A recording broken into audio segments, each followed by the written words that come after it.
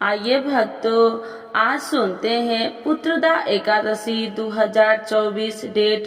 पुत्रदा एकादशी कब है, जाने डेट और व्रत रखने का लाभ। श्रावण मास के शुक्ल पक्ष की एकादशी को पुत्रदा एकादशी कहते हैं। पुत्रदा एकादशी अब की बार 16 अगस्त को है। पद्म पुराण के इस एकादशी का महत्व बहुत ही खास माना गया है। सावन के पवित्र महीने में जब भगवान विष्णु चतुर्मास की निद्रा में होते हैं तो यह एकादशी पड़ती है और इसको पुत्रदायी एकादशी माना गया है। इस दिन विधि विधान से भगवान विष्णु की पूजा करने का खास महत्व होता है। भगवान विष्णु की पूजा से आपकी सभी मनोकामनाएं पूरी होती है। मान्यता है कि इस दिन वे महिलाएं जो पुत्र पाना चाहती है अगर व्रत करे तो उन्हें पुत्र रत्न की प्राप्ति होती है। आइए जानते हैं पुत्रदा एकादशी व्रत का महत्व, डेट और पूजा विधि। पुत्रदा एकादशी की डेट। पुत्रदा एकादशी इस बार 16 अगस्त को है। इस एकादशी तिथि का आरंभ 15 अगस्त को सुबह 10:26 से हो जाएगा। इस एकादशी का समापन 16 अगस्त को सुबह 9:39 पर होगा। व्रत का पारण 17 अगस्त को सुबह 5:51 से 8:05 तक किया जा सकता है। पुत्रदा एकादशी व्रत का महत्व। पुत्रदा एकादशी का व्रत करने से आपको अच्छे पुण्य की प्राप्ति होती है और साथ ही आपको मृत्यु उपरांत वैकुंठ लोक की प्राप्ति होती है। कहते हैं इस व्रत को करने से आपका घर धन्य धान्य से भर जाता है। इस एकादशी का व्रत करने से आपको नारायण के साथ माँ लक्ष्मी की भी विशेष कृपा प्राप्त होती है। इस व्रत के पुण्य प्राप्त से राजा महिजित महिष्मति को पुत्र रत्न की प्राप्ति हुई थी, इसीलिए इस एकादशी का नाम पुत्रदा एकादशी है। इस व्रत के प्रताप से आपकी खाली झोली भी भर सकती है। इस तिथि में वैष्णव समाज के लोग भी भगवान विष्णु की पूजा करते हैं। पुत्रदा एकादशी व्रत की पूजा विधि।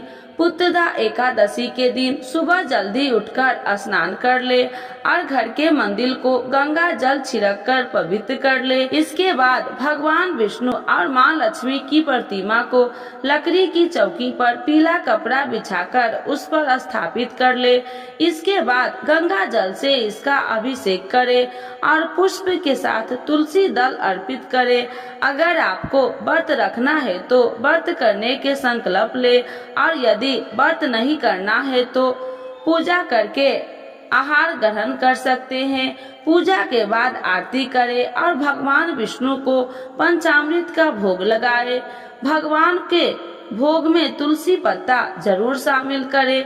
तुलसी बिना भगवान विष्णु भोग नहीं ग्रहण करते हैं। तो एक बार बोलिए प्रेम से विष्णु भगवान की जय। पुत्रदा एकादशी माता की जय। लक्ष्मी माता की जय। आप जानेंगे सावन पुत्रदा एकादशी के दिन करें ये उपाय, चमक उठेगा संतान का भाग्य। पंचांग के मुताबिक सावन माह के शुक्ल पक्ष की एकादशी तिथि को सावन पुत्रदा एकादशी के नाम से जाना जाता है। वही संतान के लिए साल में 2 बार पुत्रदा एकादशी पड़ती है, एक पौष माह के और एक सावन माह में। इस एकादशी तिथि के दिन भगवान विष्णु के साथ भगवान शिव की पूजा विधिवत रूप से करने का विधान है। यह व्रत विशेष रूप से उन लोगों के लिए महत्वपूर्ण है जो संतान प्राप्त करने की इच्छा रखते हैं। अब ऐसे में संतान पुत्रदा एकादशी के दिन कुछ ऐसे उपाय है जिसे करने से संतान का भाग्य चमक सकता है।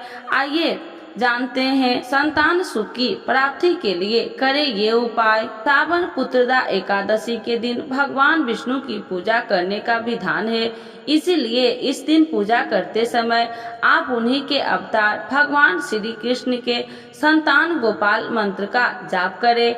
ऐसा माना जाता है कि यह बेहद चमत्कारी मंत्र है।